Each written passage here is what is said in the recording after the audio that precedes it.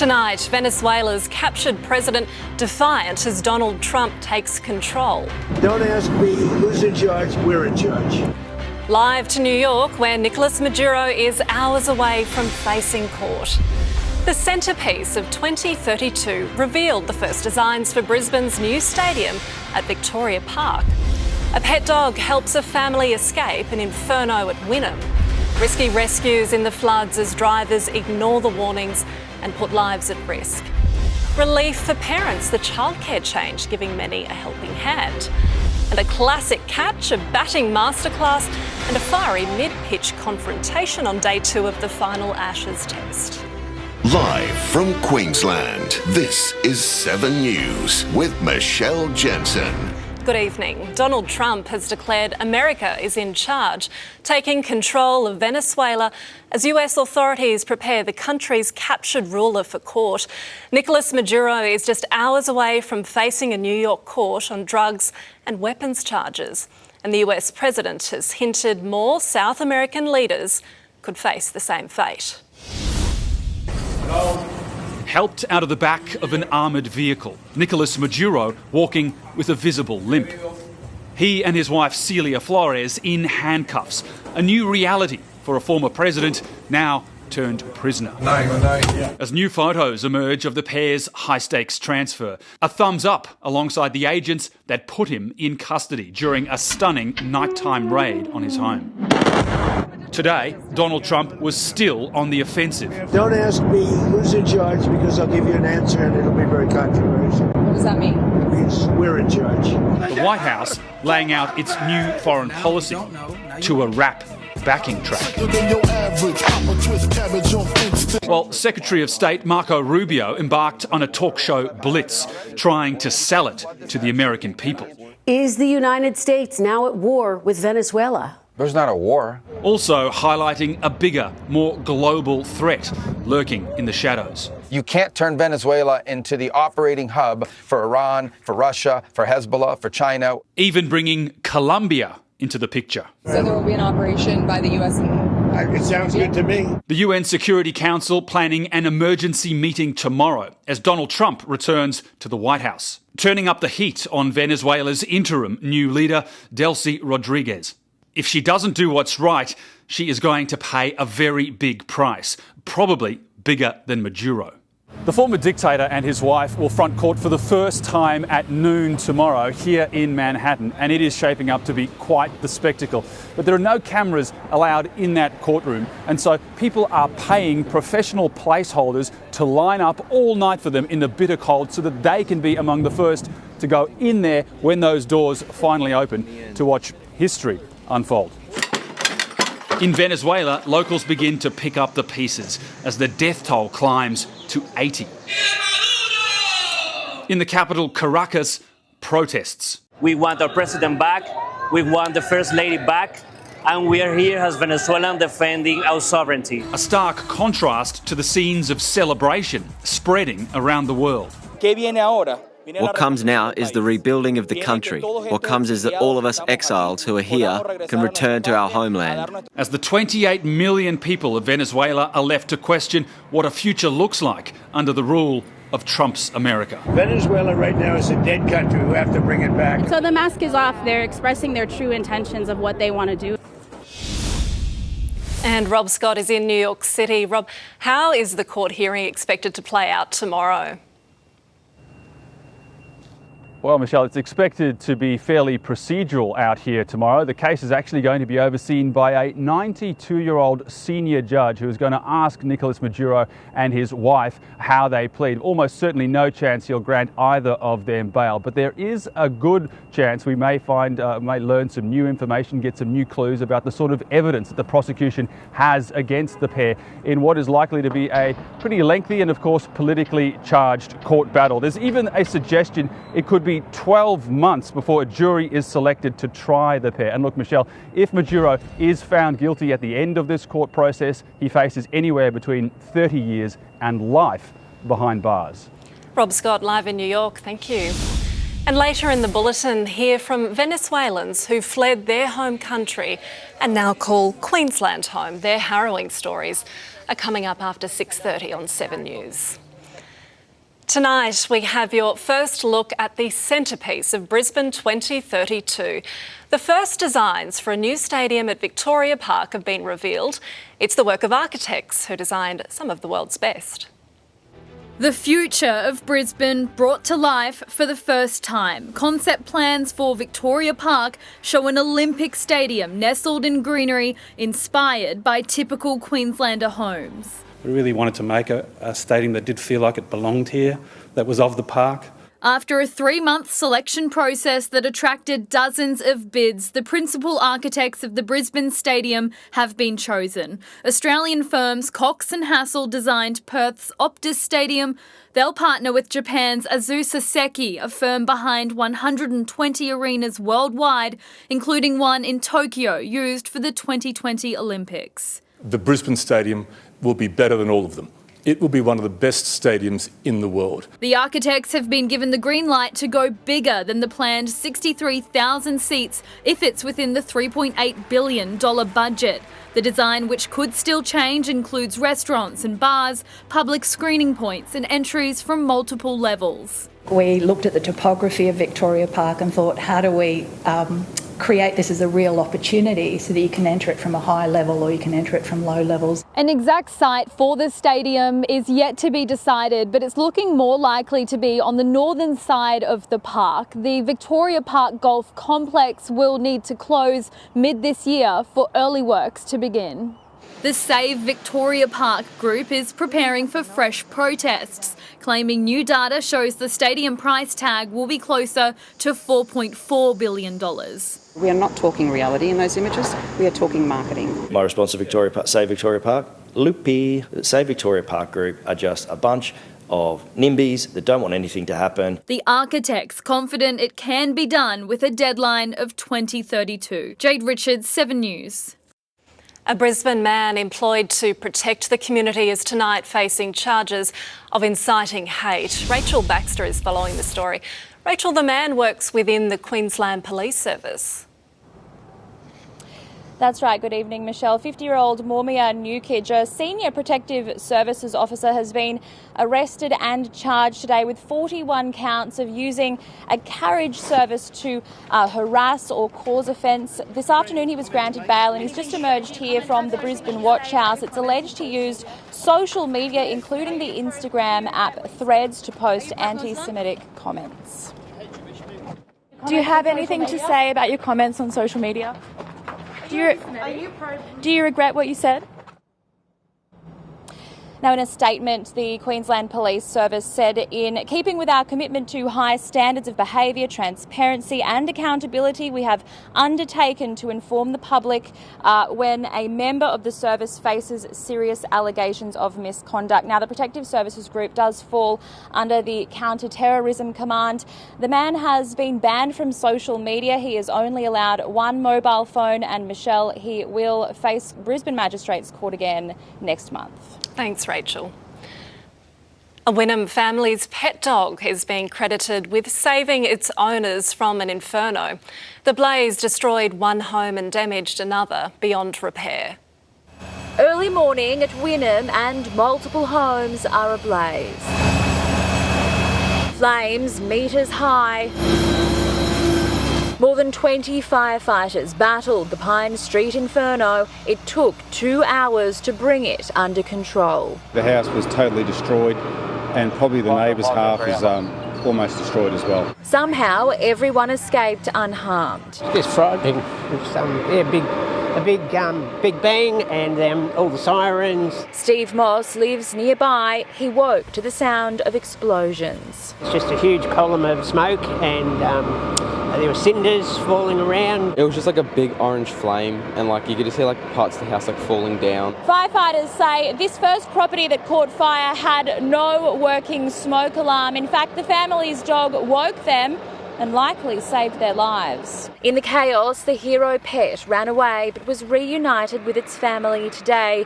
A demolition crew arrived this afternoon to pull down the only remaining wall. Fire investigators are now sifting through the charred remains to piece together how the blaze began. The owners of the house were very lucky to get out. I would not rely on your dog to wake you up. A family now left with nothing. Not a good thing.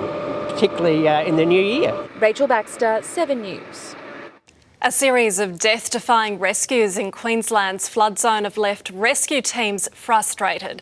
Travellers have needed saving as drivers continue to ignore pleas from authorities. Swamped by raging floodwaters, trapped in their motorhome. Travellers at Dimbula need to be winched out of the very danger they put themselves in. Not the only ones who seem to be ignoring warnings. At Laura in the far north, a driver and passenger scramble out the window as floodwaters swallow their four-wheel drive. It's still floating and moving. The outback town of Wynnum remains cut off. Police evacuated 22 tourists from the local motor inn. It was unpredictable. They didn't know how high it was going to get. As the Western River peaked overnight at just over 4 metres, now slowly receding. It's still got a long ways to go, and it may peak again, but I think we've gone through the worst of it. The scale of the flooding can now be seen from space, estimated to be around 50 kilometres wide. That flooding is going to remain very elevated for a number of days, if not weeks, for northwestern Queensland, as it's a huge volume of water still yet to drain down through those catchments. Clear skies will likely lay bare the true devastation for farmers. Stock losses already well over 15,000. If you own 1,000 head of cattle, you've probably got a couple of hundred left. Fences, roads, infrastructure gone too, with fears it could take a month to properly assess the damage. It's a pretty traumatic time for a lot of cattle producers. Outback communities now wading through the flood fallout. Garth Burley, 7 News. To Laura Dimmick now, and Laura, a cyclone in the north is now looking a little more likely. Yes, Michelle, from a low chance to a moderate chance by the end of the week. This is the forecast from tomorrow to Thursday. You can see the circulation just off the coast. It's unlikely to strengthen into a cyclone in the next few days, but from late Friday, the possibility climbs to 35%. The modelling then shows the system moving west over the coast, possibly crossing around Cairns, with the heaviest rainfall just to its south of that. Whether it reaches cyclone strength or not, there's the risk of further heavy rain in an area that has been drenched in recent days. Michelle. Okay, nervous, watch and wait. Thanks, Laura. Federal politicians looked prime for an early return to Canberra to thrash out stronger laws after the Bondi Beach terror attack. But Anthony Albanese is still resisting cascading pressure to greenlight a royal commission. 3 weeks since the attack, alleged Bondi terrorist Naveed Akram is reportedly moved from a prison hospital in Sydney to Goulburn Supermax, as a Labor minister accuses the coalition of politicising the massacre, with its constant calls for a Commonwealth Royal Commission. I have not seen a more partisan response to an event like this in my political life. But Teal Independents now adding to the widespread calls with a letter to the Prime Minister. The measures proposed to date will not adequately address anti-Semitism in the community. Only a federal royal commission will have the power to comprehensively and independently investigate. They don't want us to engage in petty politics.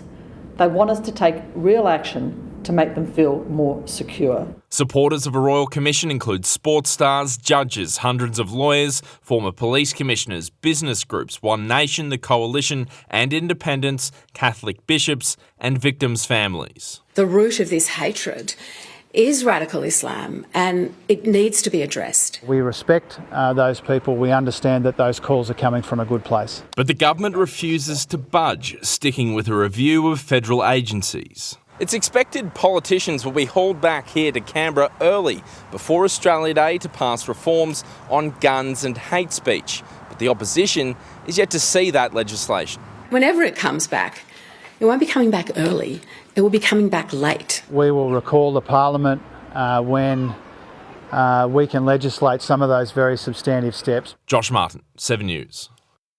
A bizarre bashing over a dog has landed a man in hospital with serious injuries to his face. Declan Milton has more. Declan, it was sparked by a missing greyhound on the Gold Coast. Yeah, that's right, Michelle. The two men had been drinking at the Hope Island Tavern when things took a very violent turn at around 2 o'clock this morning. Police say a 33-year-old man bashed a 55-year-old man, causing injuries, well, so extensive he requires surgery. The victim, after the alleged attack, had to walk to a nearby service station for help. The altercation involved a dispute over a greyhound dog with the alleged offender, insinuating that the victim had been involved in the dog going missing. Now, police have actually recovered the dog and the dog has been returned to safety. The dog's owner has been arrested and charged with grievous bodily harm. He has been granted bail in court today. We're expecting him to be released from here at the Southport Watch House very shortly. Michelle? Thanks, Declan. Iran's issued a violent threat to the US and Israel following the intervention in Venezuela. One banner depicts rows of coffins draped in American and Israeli flags.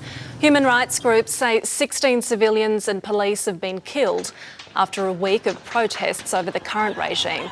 A leaked intelligence report suggests the Iranian supreme leader will flee to Moscow if he's ousted. Cricket Australia's first goal to have the pink test go more than 2 days has certainly been achieved. Tom Saker's at the SCG, and Tom, the match is set up perfectly for Jane McGrath Day. It is, Michelle. This place will turn pink tomorrow with one of the few genuine contests of this Ashes taking place here at the SCG. Joe Root's second century of the series in what's likely his last test on Australian soil lifted England to 384, their highest total of the series. But the Aussies wasted no time in making inroads this afternoon.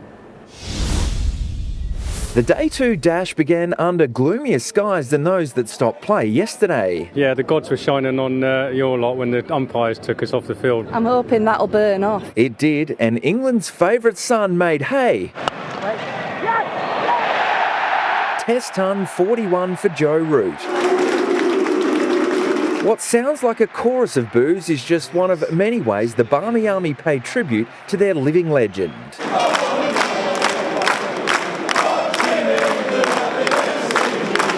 Roots has got another century. Barmy Army, what a night. See him for another century is an absolute dream for me. It's a bucket list thing to be here. Marvellous effort, Joe. At 2:22, the Richies paid tribute to the late, great Richie Benaud for the final time.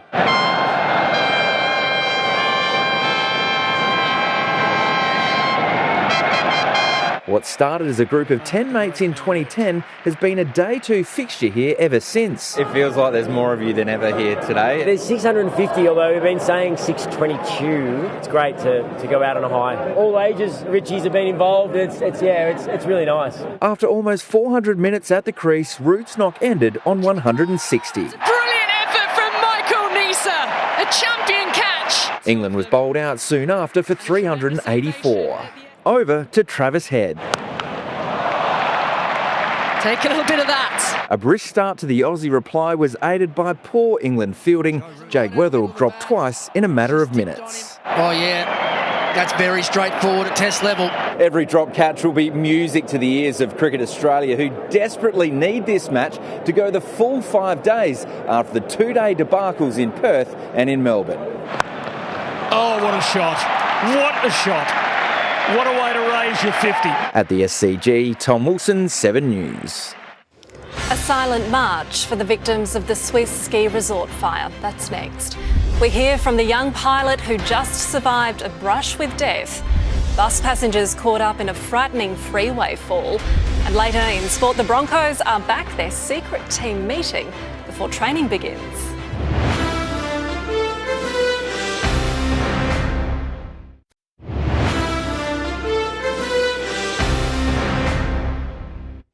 The true price tag to fix the Gold Coast's beaches has been revealed after the coastline was battered by ex-tropical cyclone Alfred last year.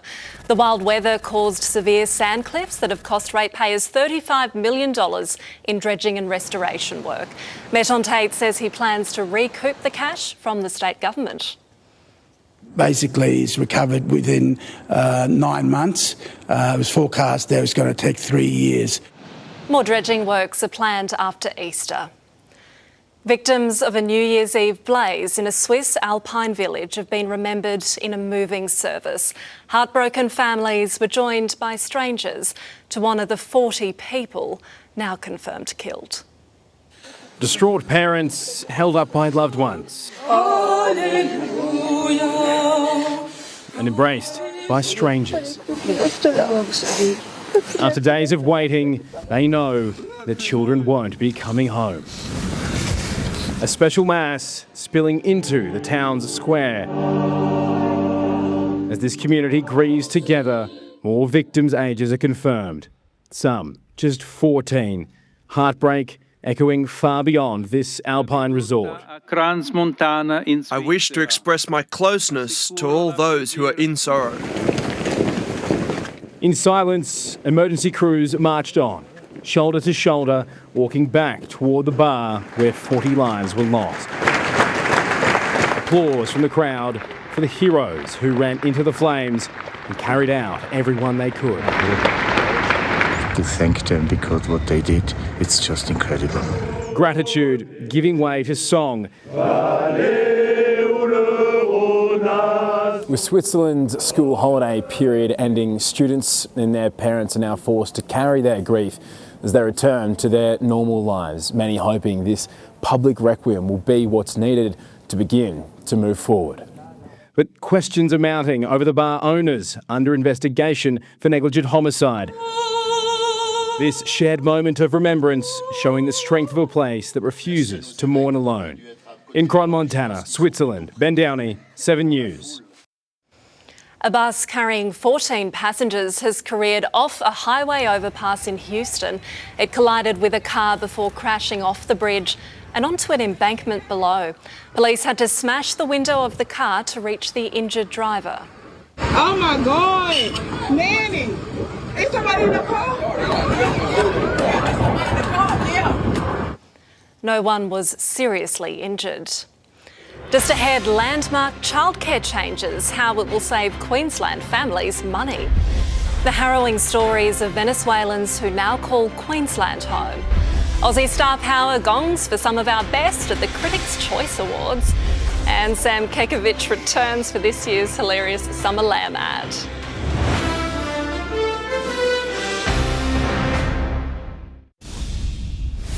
A coal miner killed in a roof collapse in central Queensland has been identified as Jeff Palmer.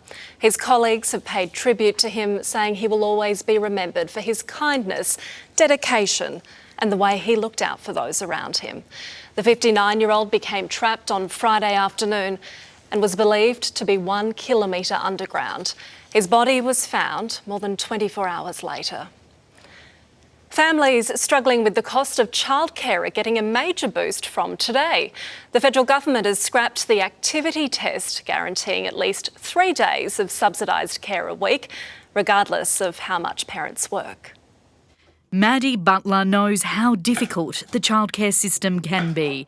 She had to take up volunteering just to qualify for government support. I didn't meet the requirements of the activity test. It was a lot of pressure. Now the rules have changed. The federal government has officially axed the activity test, replacing it with a 3-day guarantee, meaning parents will get at least 3 days of subsidised childcare every week and no longer have to prove how many hours they work. Will have a huge impact on children's lives across Australia, setting themselves up better for school and for learning and for life. Households must be earning less than $500,000 a year.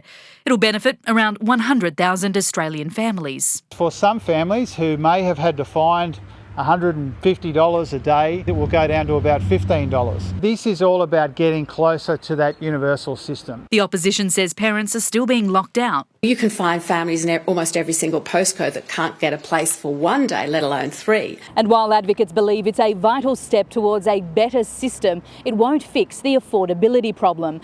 They want childcare entirely free for low-income families and a $10 cap on fees for everyone else. It would save a lot of time and energy and alleviate a lot of pressure for families. Jennifer Beshwati, 7 News. A 22-year-old Gold Coast man is fighting for life after a stabbing attack in Brisbane CBD. Police say just after 2 a.m, 3 men attacked the victim on the corner of Mary and George Street. He was taken to the Royal Brisbane and Women's Hospital and remains in a critical condition. It's believed to have been a targeted attack. More than 15,000 kilometres from home, Venezuelan Australians are celebrating the capture of President Nicolas Maduro. But those expats living here in Queensland say there's a long way to go before it's safe enough to return. Half a world away from their homeland, the Brisbane Venezuelan community is united by the reason which forced many to leave.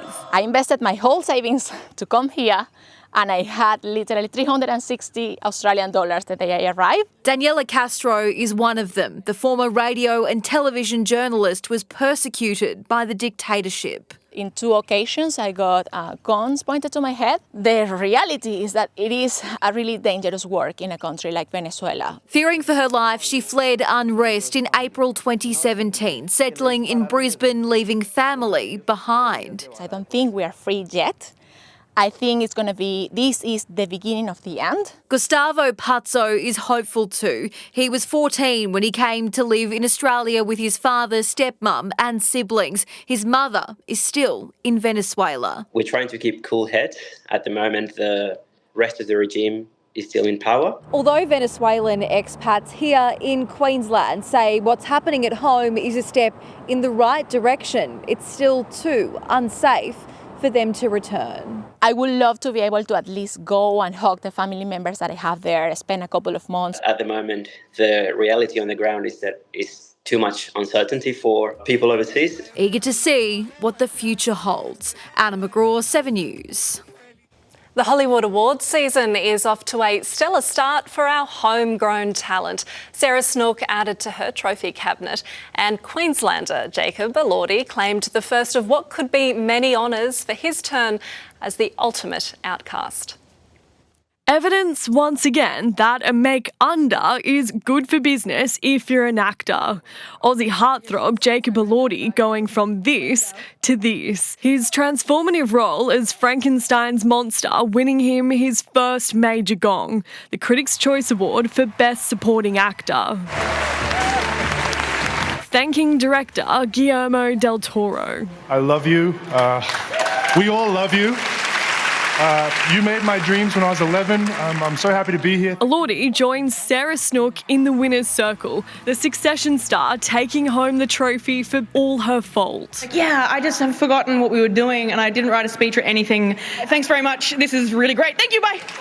The night was dominated by unsettling Netflix drama Adolescence and action thriller One Battle After Another. The uncancelled Jimmy Kimmel Live, a popular win for Best Talk Show. Thank you, Mr. President, for all the many ridiculous things you do each and every day. Fellow Aussie nominees Rose Byrne and Joel Edgerton walked away empty-handed this time, but all is not lost. Along with Elordi and Snook, they're in the running for the Golden Globes on Sunday. Brianna Jackson, 7 News. A trainee pilot escapes death when his plane bursts into flames on the runway. How a daily dose of sunlight can help fight obesity. Players in a pickle as a water spout causes complete chaos in Italy. And the present pinching Tasmanian devils caught on camera.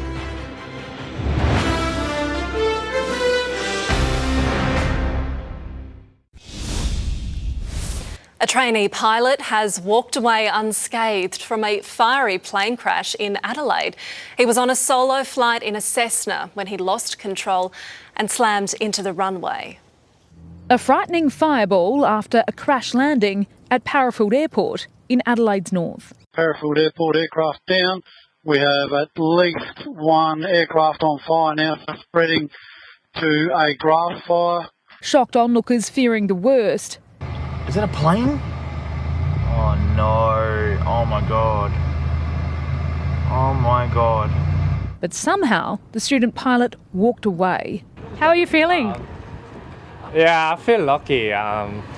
Just barely no injured, I think. Without so much as a scratch.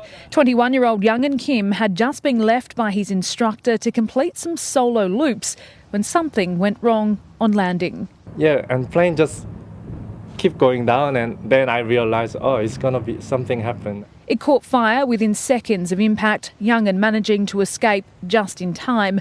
Emergency service crews racing to the scene as the fire spread.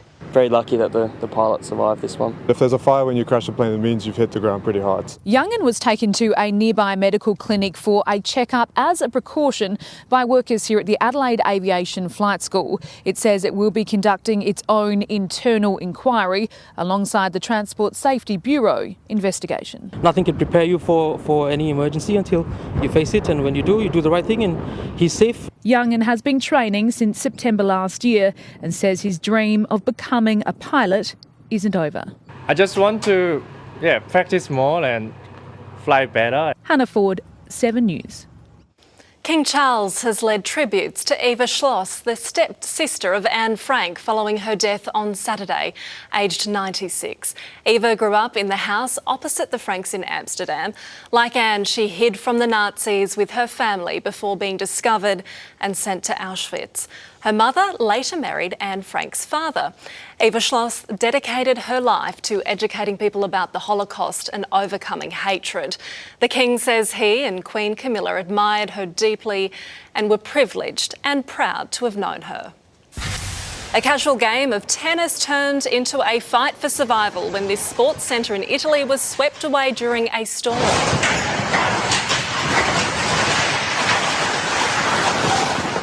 The destruction was caused by a downburst, a column of intense pressure, air and water. Players were forced to abandon their game and run. No one was hurt, but there wasn't much left of the centre when the storm had passed. We know the health benefits of sunlight, but scientists now think it could help with tackling obesity. James Cook University researchers found exposure to sunlight and taking vitamin D3 supplements led to improvements in weight, blood glucose, cholesterol and liver health. While the results are promising, they say more studies are needed. It's the ad Aussies want to watch, a summer tradition of sorts, and today it hit TV screens. Lambassador Sam Kekovich is back for this year's Australian Lamb campaign. Don't miss that story soon on 7 News. But first is sport, and Mitch, a blistering start for the Aussies. Travis Head's at it again. Michelle, hello everyone. Coming up, all the Day 2 drama. Australia's head stars as England's captain loses his. Plus, a 7-league exclusive. The Broncos' big guns return for pre-season, but where did they go?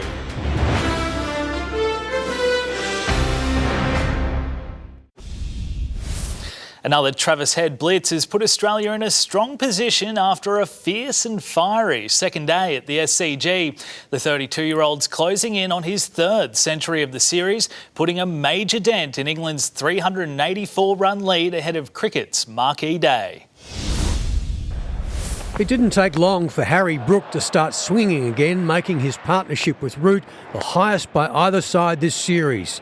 And then it ended. Edge taken by Smith. Ben Stokes faced 10 balls. The 11th was a ripper from Stark. The umpire gave it not out. The Aussies challenged it and won. And I can see a clear spike as the ball passed the bat. Not much was passing the bat of Joe Root. This was a special moment. Joe Root, the master of his craft. A second 100 on Australian soil.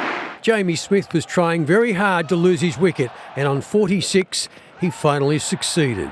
Jamie Smith has played one of the dumbest shots you'll ever see in Test cricket. England's hopes for a big total were resting heavily on Root's shoulders, his 150 coming up an hour after lunch. But he was losing his partners. And that's edged and it's picked up by Green in the gully. Jack's gone for 27, while Cass went cheaply. The scalp they really wanted was Root, and it took a great catch to get rid of him. Should be gone. Oh, that's a brilliant effort from Michael Nisa. Root finished on 160, the crowd standing to salute him as he left the ground. England eventually all out for 384. Travis Head started Australia's chase in a hurry, belting 14 off the second over from Matthew Potts, who paid the price for bowling too short. Weatherald had a life on 14, Duckett grasping the chance, but he ran out of chances on 21, falling to an LBW again. Big shout, finger goes up. DRS confirming the umpire's decision. The Travis Head show rolled on, his 50 coming up off just 55 balls. Oh, what a shot. What a shot. The England skipper then got into the mind of Labuschagne, having a few words before delivering the killer blow. Gone. Stumps called early because of rain. Australia 2 for 166, still 218 runs behind. Happy with the performance today. Cricket's a funny game. Seem to, once you've get in a rhythm of things and you start taking wickets, it kind of flows. But I've been on the other end where couldn't take a wicket, so you take the good with the bad. Chris Young, 7 News. To the Big Bash now, and the Sixers have sent the Heat into bat in Coffs Harbour. Jack Wildermuth has Brisbane off to a flying start. I reckon one or two might be in a bit of trouble tonight. He goes again.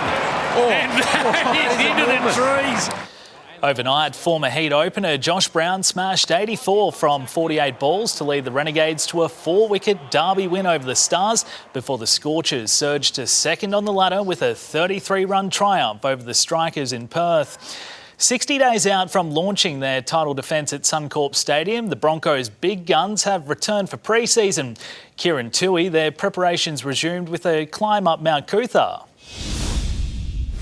Yes, Mitch, but not in the way you'd expect. Back from the Christmas break, Michael Maguire's men assembled this morning at their Red Hill base, mingling with a few keen fans before boarding the team bus. Now, it's been a long-standing tradition for the team to trek up the mountain, but today they were ferried up for a secret meeting at the Lookout, where Scouling Rugby League Summit once again would no doubt have been a focus of discussions. So a light first day for the Broncos, but it's understood the hard work resumes at Red Hill tomorrow. Down the N1, Josh Hannay's overhaul of the Titans roster continues. Blues squad member Brian Kelly released, effective immediately, to join Parramatta on a 2-year deal. Mitch, he's expected to replace Zach Lomax in the Eels backline. Thank you, Kieran. Well, a week's ban has done little to quell the fight in Raw coach Michael Valkanis. He returns to the sideline in tomorrow's clash with Melbourne City. We're okay. We're just going to focus on playing our game. Being who we are, our identity. I don't see that we're much different from a Melbourne City or from what, let's say, how Auckland played against us, being physical and aggressive. That's everything. Brisbane haven't beaten City in 15 years.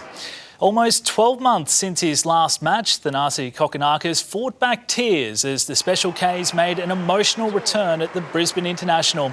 Paired with best mate Nick Kyrgios, they beat doubles specialists Matt Ebden and Rajiv Ram.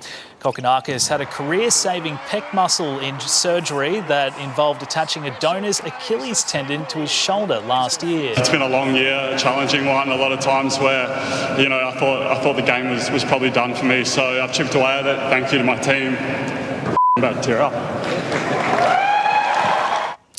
A good day for Gold Coasters. Kim Birrell advanced in 3 and Olivia Gadecki in straight sets. Alexi Popperin bowed out to Frenchman Quintin Halise, and hopefully the Heat can get the job done tonight, Michelle. All right, fingers crossed. Thanks, Mitch. CCTV cameras have captured several encounters of a Tassie devil wreaking havoc on a suburban property in Tasmania. The mischievous marsupials were caught red-handed, pinching all sorts of household items. Under a cloak of darkness, a devious devil caught on camera. Mischievous marsupials stealing toys and snooping around, pinching everything from balls to small dog toys. Yeah, well, there's at least 7 or 8 items under the house at the moment, and previous to that we didn't know what the hell was going on, so it could be more. Our poor dogs have now lost about 6 balls. Even charcoal bags making it through. It's a very small hole, but they've got a huge bite, so they can pull anything through anything. It's really quite amusing. And there's no effort to be quiet during the hasty heist. That's the noise we get at 3 o'clock every single morning. All you can hear is roaring and whatever the devil noise is. It's quite amusing. Owners say the under-the-house ruckus started a few months ago. So we got a camera, put it out, and to our surprise there was a mummy, daddy, Tassie devil and 4 baby devils under there. But exactly when the cheeky chaos began remains a mystery. They remain welcomed house guests for now. I'm quite happy for them to stay, and as long as they, don't start taking big things under the house or noisier things. Rebecca Gaidaneras, 7 News. It's the annual ad that has Aussies in stitches. Sam Kekovich is back, and it's the world's happiest countries he's taking aim at. And right now it's 25 degrees on the Gold Coast. The weather for the week ahead is next.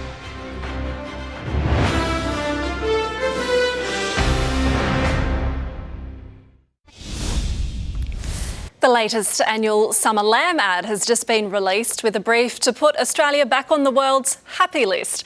But behind the humour, families are feeling the pinch over meat prices. Cooking up a story from a real headline. Australia has dropped out of the top 10 happiest countries list for the first time ever. That can't be right. The latest Australian lamb campaign sets out to convince happiness auditors they got it wrong. How could you not be happy with 50,000 kilometres of beautiful coastline? You could say we're girt by it. Can one swim here? At your own peril. Let's move on. There's heaps more to be happy about, like backyard water parks, sporting equipment that doubles as bins. You can call someone your mate, even if they're not your mate. And hardware stores where sausages outsell tools. I didn't know they sold tools. Eventually, the answer is simple and familiar. Enjoy the taste of 100% real Australian happiness. I'm just waiting for a mate. Oh, you know it makes sense. It's what brings joy and happiness to this country. But happiness is being tested at the checkout. Sadly, there are Australians tonight that won't be able to put dinner on the table. They can't afford it. Admittedly, we are paying sometimes a premium. Along with meat, prices for other staples have surged. Eggs, bread, milk and fruit have all risen by more than 20% since 2022. The supermarkets are gaming farm gate prices to their advantage without passing on those price reductions to the consumer. Despite that, the next ranking is looking up. I have a feeling this year that you will make the cut. Net. Georgia Holland, 7 News. All right, time for the weather now. And Laura, what is it serving up this week? Well, at the moment, Michelle, there are some storms through southern Queensland. Thank you to Jamie Lee for this impressive shot of shelf cloud at John Darien this afternoon. There are clusters of storms from the border to the Central Highlands, as you can see on the radar. The southeast could get a few rumbles through the night. No warnings current at the moment, though. I can't have been the only one feeling the humidity today. It wasn't particularly high, but perhaps our tolerance is low after a mild week, and it was warm overnight, 24 in the city. Rain in the state's north has eased, at least temporarily, with only some showers around today. There was some activity in the south with storms firing up in the afternoon. Looking ahead, a trough and converging winds over the north have been dragged away, offering a few days of reprieve from heavy falls. Around the country, a bit of cloud about in Sydney, but it should stay dry for day 3 of the test. Falls continue over the far north with showers and still the odd storm along the coast. A shower or two for Mackay as well, but sunny through the west. A bit of cloud, but likely staying dry for the southern half. An afternoon storm is possible just inland of the coast from the border to the Wide Bay. In the southeast, the day should start clear with hit and miss showers and the potential for storms after that. It'll feel similar to today, maximums hovering in the high 20s or low 30s. In the Bay tomorrow, variable light winds early, becoming easterly up to 15 knots in the afternoon. High tides are still very big, due at 11:45 tomorrow. On our beaches, there's only very small waves for surfers at the moment, around half a metre. Great for beginners, but if you're chasing more, Duranbah, Palm Beach or Kawana are worth a try early. Sandy stretches best protected from the northerlies are north of Burleigh, as well as Kings and Yurumba.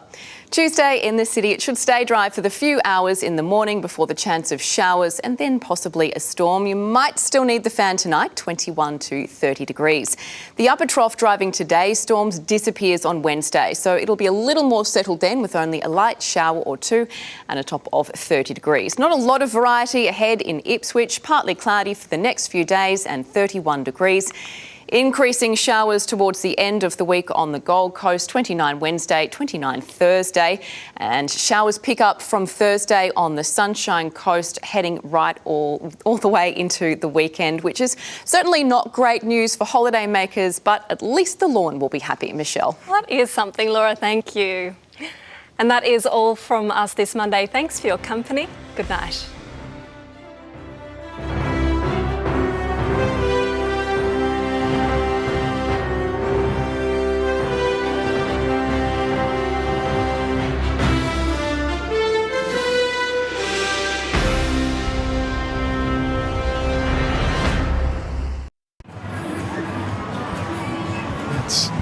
Great to have you with us tonight. There's a lot of magenta in the crowd, and it's been a tough night for the opposition. Sydney have had